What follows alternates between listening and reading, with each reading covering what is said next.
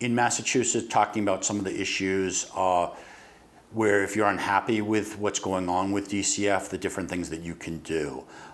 So when DCF's involved and if they support a 51A, you can file a fair hearing appeal. There's a process, you have to file that within 30 days, and you can have in a formal fair hearing with a hearing officer that would generally be at the local DCF's office, usually a month or so from when you make that request.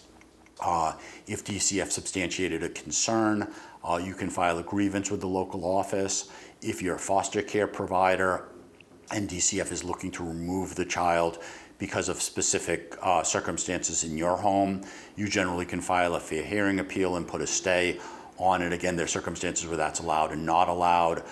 There are grievances that you can file if the DCF's not following their regulations. There's an ombudsman that you can contact. If DCF's involved in court, you can file something called abuse and discretion, if saying that DCF's abusing their discretion.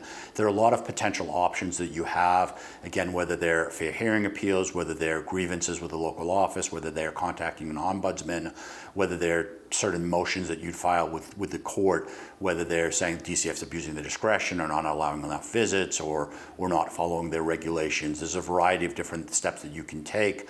There can also be more informal steps that you take either with the DCF worker, the worker supervisor, the area manager at the office, things of that nature as well. What's important though is to talk that over with an attorney or an advocate that understands the different aspects and the different choices that you have, and that some of the choices that you have, there are fairly time sensitive things that you need to do, and that some things need to be in writing and some things can be more informal.